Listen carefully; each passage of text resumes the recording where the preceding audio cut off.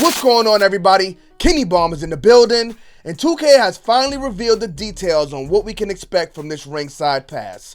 And ladies and gentlemen, we are cooked. I'm just kidding, but we might be cooked. I haven't read the full report yet, but I have seen one thing floating around that has me kind of concerned. But before we make decisions or jump to conclusions, let's jump in, read the report so we can have a full understanding what's going on. But first, I gotta let y'all know that I will be giving away 8 copies of WWE 2K26. If you want a chance to win, all you gotta do is drop a like on this video and smash that subscribe button if you have not already. Because on March 5th, we will be doing a live stream. And during that live stream, we will be picking 8 winners. Now let's get into it.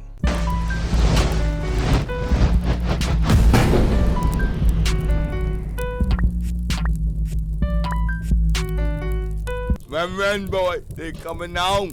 Alright, so 2K has released the Ringside report for the Ringside Pass. Now this is going to be my first read, so let's go ahead and read through it, figure out what's going on, and we'll talk about it as we go along. With our announcement of WWE 2K26, we also revealed that we are evolving how we deliver our DLC to players with the introduction of the all-new Ringside Pass, offering more value than ever before with more content beyond just the new playable superstars. They continue. The new Ringside Pass follows a Battle Pass format. So for those of y'all who were saying this sounds like a Battle Pass, you were absolutely correct. But the good news about that is, you most likely know how a Battle Pass works, so you know what to expect here. For those of us who don't play games with Battle Passes in them, hopefully this report clears up all the questions that we have. But let's go ahead and continue. Featuring both free and a premium track of rewards. We understand our community has many questions about how this all works, so we put together the first Ringside report to offer up some answers. Now, I think this was the perfect place to start, because looking at the graphic they dropped previously with the roadmap and what we can expect to see with these reveals, it looked like they were going to go with the gameplay stuff first, and while that is important, I think most of the questions lie around this Battle Pass thing. So let's continue to see what else they say here. They start off with the big question: how does it actually work? Let's check out the answer. Ringside Pass Season 1 will go live on March 6th with early access, meaning players won't have to wait until after WrestleMania for the first DLC. We can't wait to reveal contents in the coming weeks. Now, some people will look at that and see it as great news. DLC Pack 1 available day 1 before WrestleMania. I think it's a scam. And it's not just the 2K thing, this is the problem with DLC, and it's been a problem for a long time. Back when Tekken Cross Street Fighter came out, there was a big controversy because people found out that the DLC was already on the disc. So if this content is ready 7 days before the game comes out, then why isn't it in the base game? It's a hill I'll die on, but I think paid DLC should be saved for content that you couldn't get ready before the game's release date. And this content is clearly ready, but I digress. Let's continue. Every player will have access to the free track of the Ringside Pass, which features 60 rewards across 40 tiers, and some of those rewards featuring bundles of content. Now that sounds good as well. Even if you don't buy the DLC, they still are giving you quite a bit of content to unlock. Now I wish this was a video presentation instead, so they could show us what type of rewards we'll have in there, because if it's just different sets of gloves for Creator Wrestler, different hats, different shoes, and not anything meaningful, then good luck trying to get people to grind for this stuff, because that's what we don't care about. Outside of the creators, big shouts out to our talented creators. Please keep dropping that fire in community creations for us. But let's go ahead and continue.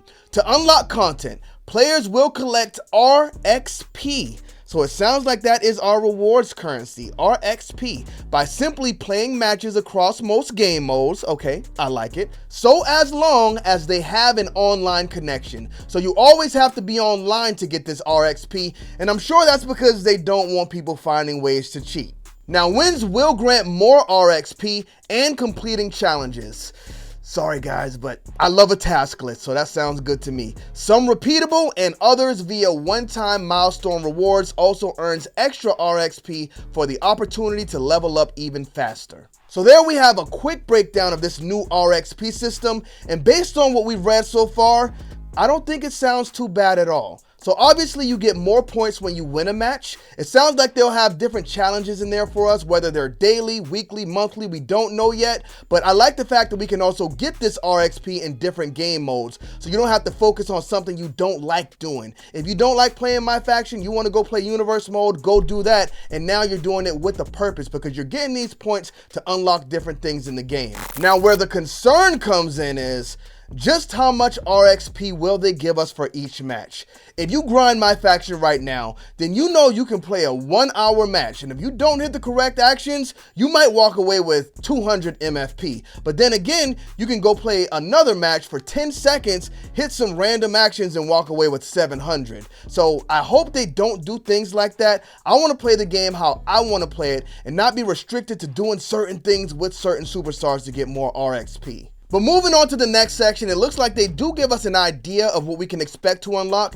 They continue, as players progress through each level, unlocked items such as VC, that's a good one, My Faction packs, that's a good one, MFP, that's a good one, Island banners is what we don't care about, etc. can be claimed while continuing to progress through the next level. For those who have purchased the premium track via the Ringside Pass, players will be able to earn additional content, including the new DLC superstars, creative superstar parts, island taunts, personas, and more. Now that is a big one. Now this clearly says, and this is important to point out because this cannot be a bait and switch. This says, for those who have purchased the premium track via Ringside Pass, we will be able to unlock personas through these tracks. Personas. Now listen, the personas were a big pain point in WWE 2K25.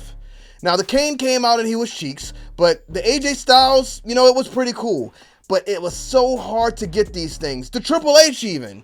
I never got to get him. Well, I don't have him on console at least. But if this is referring to the personas as we know them right now, then this is going to be a big win for everybody. Because a lot of people spend a lot of money to get those personas unlocked in WWE 2K25. So if they're going to be included in this Ringside Pass, we're going to be spending a lot less money for them. Well, I'm not spending money for them at all, but those who spent money on them, you will be able to get them a lot cheaper now. So I think this is definitely worth it if it's not a bait and switch. But let's continue on.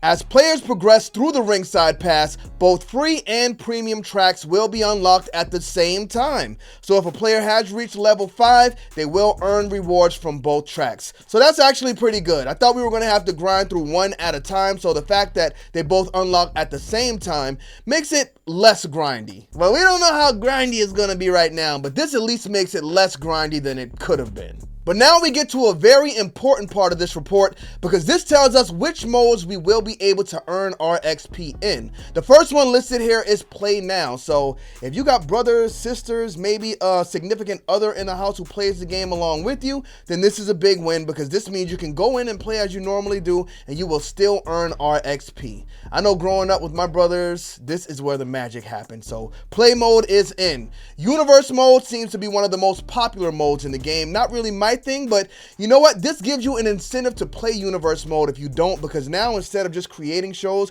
you're actually getting that RXP. So this is a good time for me to jump in there and check out Superstar mode. I think I will do that. My Rise, I think most people play through My Rise at least once, and this time we have 2 tracks, so it looks like we'll be able to get quite a bit of RXP in there, and the story continues once you finish on, so that's actually a really good one. Showcase, I played through the Showcase 1 time at least, so I'll get my RXP from there. My GM is what we don't care about. I'm just kidding. I know some of y'all love it, so this just gives you another incentive to play. My Faction is what we do care about, so I'm glad we'll be able to get this RXP in My Faction as well. Hopefully they bring back World Tour or something like it, because as of right now, we haven't heard anything yet. We just know about this quick transforming stuff. I don't know. And then we have the Island, of course, which is going to be a big focus in this year's game, I'm pretty sure. I don't even know if they broke down whether we'll be getting the same chapter layout like we had last year, but it's another mode that a lot of us will play. So there is a lot of things we can do in this game to get this RXP. But the next question they have listed here is, how many ringside passes will there be? So based on the premium edition, we already know the answer to this. There will be 6 ringside passes, and they also state that they'll be revealing the DLC in weeks to come. Now this is good because some people were speculating that they would hold off on revealing who would be the DLC until we got up to that season. So hopefully they do as they did previously and just lay everything out before the DLC packs get to us. The next question. What happens to older ringside passes after a new one is released? Will we lose the opportunity to unlock that content? The answer, when a new season of Ringside Pass launches, the prior season will not expire. So no FOMO here. If you get in late or if you purchase the game late, you still will have a chance to revisit older seasons. Now that's probably going to be a whole lot of grinding in order to get that stuff that you missed out on, but at least you know it will still be there. Now the next one we have listed here actually stirred up quite a bit of controversy because I don't think people quite understood the answer. So the question is, can I earn RXP in online matches? The answer is yes. You can earn RXP in online matches. You can earn it on the island and in my faction, but you cannot earn RXP via custom online lobbies. Now, I'm not an online player, so I'm not sure why that's the case, but I take it you can make lobbies and kind of get in there and cheat with your friends to get RXP. That's probably why. Takes away some of the fun from it, because like I said, you want to be able to get this RXP doing things you like to do in the game. And if you like to play with friends and that's the one place you can't get it, then that kind of sucks. Now, the next one, I can definitely see ruffling some feathers, but there are some pros and cons to it. Can I share the Ringside Premium Pass with family members on the same console? The answer is, similar to DLC in the past, if you own the content and other family members share the same console as the player who purchased the game and DLC, they too can access the content. The progress made through the pass is unique to each profile. This means if you're on your profile grinding and you unlock all of the DLC superstars, your brother who has his own profile, he cannot use them unless he unlocks them on his own. So it's unique to every profile. Now, growing up, this is how we played. No matter what game it was, me and my brothers had our own save file where it was available because we all like to make our own progress. So people who play like that, I'm sure you will appreciate this, but those of you guys who just want the content, I'm sure you will not be too happy about that. Next question, how do we get the new DLC characters? Each premium version of the Ringside Pass will include the new post DLC characters, with the first one unlocking automatically. The rest can be unlocked within the first 20 tiers by earning RXP just for playing the game. Here it goes again, y'all.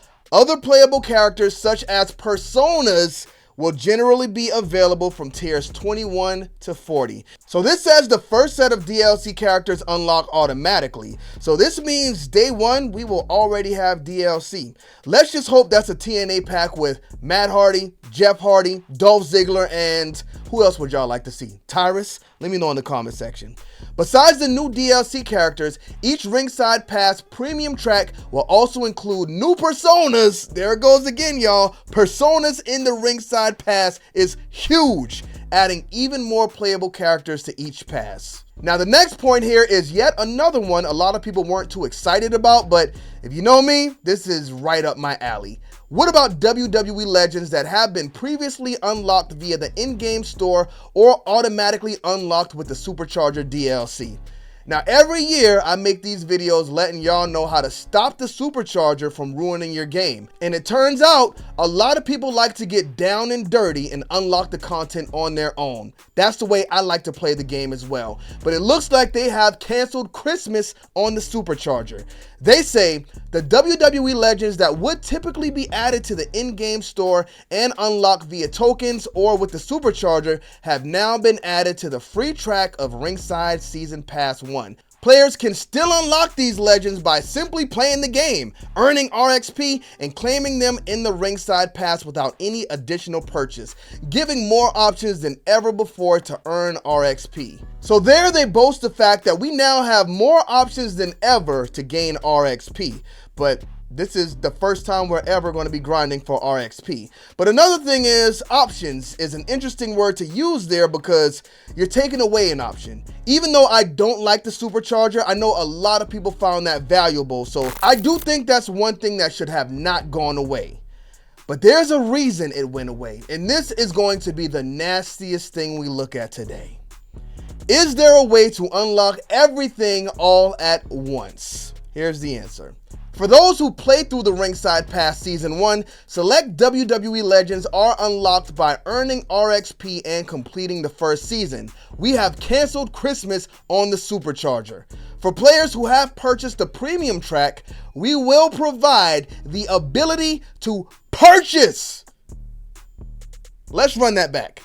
For players who have purchased the premium track, we will provide the ability to purchase tier skips, but those are completely optional. Well, thank you, 2K. You shouldn't have. They are giving us the ability to purchase the DLC after we buy it. Bro, this is nasty work. You pay $150 for the premium edition, and then they're going to be nice enough. What's the words here? We will provide the ability to purchase tier skips. So after you pay $150 for this game, they're going to provide you with the ability to pay for the DLC again to use it. That is nasty work. And this part of it makes everything scary because if there's an option for you to buy tier skips, then they're going to want to push you to get those tier skips. It's like MFP versus VC. Either you spend all of your time grinding for MFP or you can jump right in and grab some VC. I'm hoping that's not the case and this RXP is not scarce, but this just makes everything sound bad. But keep in mind, even though they're providing us with the ability to buy this DLC after we already purchased it, it is completely optional because you can get it by just playing the game. But when will each Ringside Pass release? Now, we saw this leak on the Nintendo Switch a while ago, but here is the official dates. So the first one comes out day 1. Early release date, actually. So day 0, March 6th, we will be able to get the first pass. Pass 2 will be in April before WrestleMania 42. Pass 3 will be in June. Pass 4, July. Pass 5, September. Pass 6 in October. So nothing for November or December. I mean, we'll see if we get another special edition like we got the Farewell, maybe a Chris Jericho edition. He didn't show up at the Royal Rumble, so I have no idea what's going on with that young man. But let's go ahead and see what's next. So we will reveal the full DLC roster at a later date that will spread across the premium tracks for the Ringside Passes. As we get closer to the release of each new Ringside Pass, we will also be announcing other rewards such as personas, content from My Faction and the Island, as well as the release dates. The rewards will also vary between packs to allow us to provide some unique offerings such as different creative superstar parts, new moves, and more. Okay, that's actually pretty cool. The premium track of Ringside Pass 1, for instance, will include 4 playable superstars as well as 2 personas, 2 new arenas, and 2 new championships. Now again, this is stuff that should have been included in the base game if it's going to be ready day 1, but it is what it is. At least if you got the Ringside Season Pass 1, you will be able to unlock this content. So the Ringside Pass has been explained. Now I do think there's some good here. Of course, there is some bad as well, but the way I play games personally, I'm actually excited to see how this thing works. As long as it's not a bait and switch with the personas, and they're not giving us the smallest amount of RXP for each match, then I think this could greatly increase the replay value for WWE 2K26 and give us a reason to play the game all year. But what do y'all think about this Ringside Pass? Let me know in the comment section. But make sure you guys don't forget to drop a like on this video, smash that subscribe button if you have not already, and if you want to take it one step further, smash that hype button as well. Thank y'all again for tuning in. Bomb Squad, let's get to that.